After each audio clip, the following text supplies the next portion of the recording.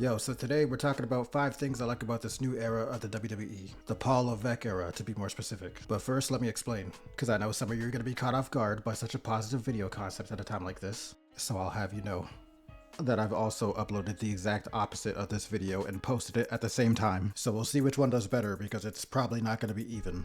Number 5. So the first thing that I like that I want to mention is Raw on Netflix. So I used to have to watch Raw on this trash sports app that I had out here, forking out an extra subscription monthly just to watch only wrestling.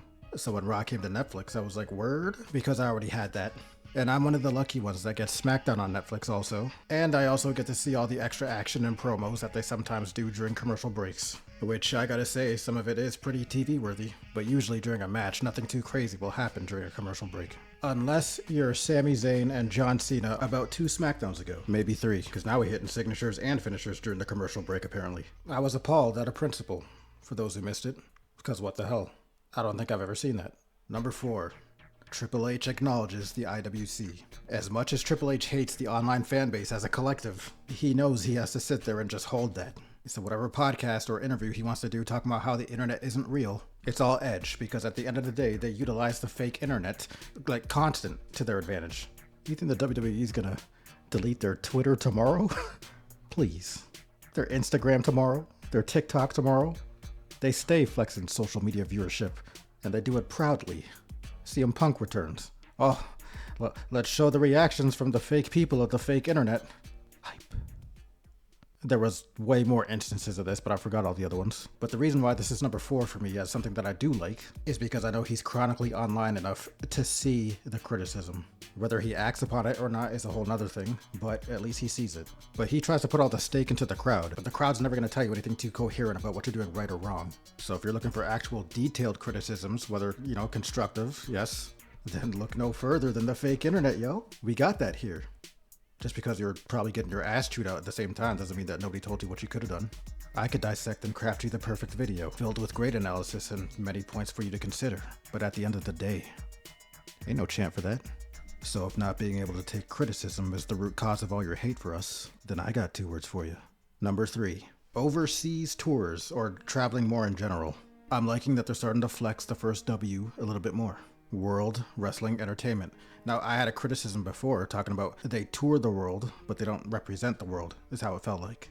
I still maintain that, but the traveling is good and it makes for more exciting shows, so that's a plus. I think I heard recently they're going to like China or some other place that they don't usually go to, which I just think that's cool. I think there's still more room for them to represent better with their talent, but in the current situation, admittedly, the crowd isn't ready for that unless you start traveling even more. I used to watch AAA way back in the day before WWE obviously just bought them, but I have been enjoying their Worlds Collide events that they've been doing recently. It's a pretty cool change of pace, but that's because I like wrestling, and I've come to learn after looking around that apparently I'm minority in this. In another video, I post a fantasy hypothetical situation which I thought would have been hype, where you get even more of the world involved to the point where you're running like an Olympic style tournament, and the WWE, they'll go on a world tour, and then it's like last country standing. I thought that would be hype, but I've come to learn that most people on here would probably just be screaming, these people, they can't even cut a promo. Where's my promo? Like, dog, why are you trying to Shakespeare this? The concept is hype. Ain't nothing has ever been said in a promo that would out-hype this concept if it was done properly. Oh, I don't know who to... Your country, what do you mean? I don't expect the WWE to be able to pull this off anyway when it comes to the booking. In my opinion, the Final Four should probably come down to like America, Canada, Mexico, and Japan. But then they're probably just going to be like, LOL, America wins. Of course, it's a business. With their predictable ass. Sorry, this is supposed to be the positive video. Number 2. Women's mid-card titles finally exist. Now, the way that they book the titles is a whole different story that I could rant about. But the fact that they finally have mid-card titles for the women, good on them. We've moved in the right direction. It was weird to not have them. So congrats. Nice. But I gotta make myself clear here, because I've seen both extremes when it comes to the takes that there are to have on this topic. And I've learned that apparently there's people that actually think that they should get rid of women's wrestling outright because the women just suck. Now, I could obviously just run the easy arguments here, but because this is mostly a WWE fan statement, I don't expect them to know any better when it comes to what women's wrestling could look like. But also, the WWE doesn't exactly do the best job at showcasing the talent that they do have. And I'm not trying to convert anyone to where I stand, but if that's your take, Your favorite wrestler better be Kurt fucking Angle or something crazy like this. But then you get the people on the other side of the spectrum who are so pro women's wrestling that they made it their whole identity when it comes to their content and everything. But they themselves are men. Because obviously I expect the women to look at the women and be inspired and whatever. But the way how some people post, you'd think that every episode of Raw and SmackDown was like 20 minutes long. Like, what people probably think I fall in this category. I'm a fan, I shouldn't have to say this again, but I'm a fan of wrestling. I don't care if a man's doing it good. I don't care if a woman's doing it good. If I'm entertained by you, I'm a fan. In ring, character work, aesthetic, all that good stuff. It just so happens that right now, my favorite in WWE is a woman, and my favorite in AEW is a man, no homo. I just think we're above having to go the segregation route. Number 1. This is a bit of a two-parter, so we're going to start with the camera work has gotten way better upon the exit of Kevin Dunn. I don't know if anybody misses having 30,000 cuts in 2 seconds, but I do not. I mean, he probably thought it made the match look more action-packed, or was using it as a technique to cover up a lot of these sloppy punches and kicks for the people that can't execute them well.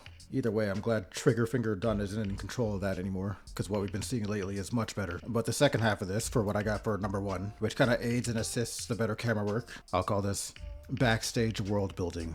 So before, everything backstage kind of just felt like a skit on some lights, camera, action, cut, and then that's it. Everybody just goes back to kayfabe off or whatever, even if we don't see it. But now the backstage environment feels more real in the sense that somebody could be getting interviewed, for example, but then if you notice in the background, you might have 2 other talent doing their own thing, just existing backstage. It makes the backstage environment feel more legit and alive.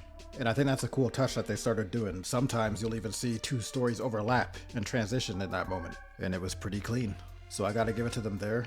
It's a nice little creative touch to the visual presentation of the product. Speaking of which, there have been a few visual updates during this time period, and as weird as this sounds, I think we may have reached a point where the WWE might look too clean with their presentation, to the point where it doesn't really look like a combat environment.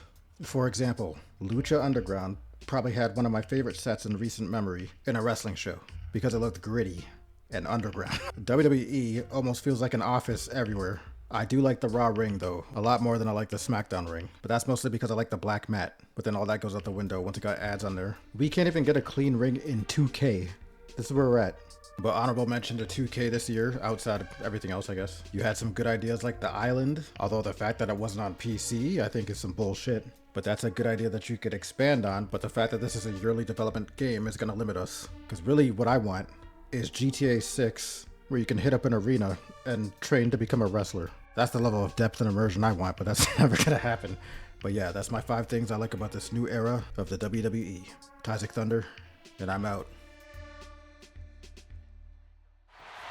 Cover! 2 count.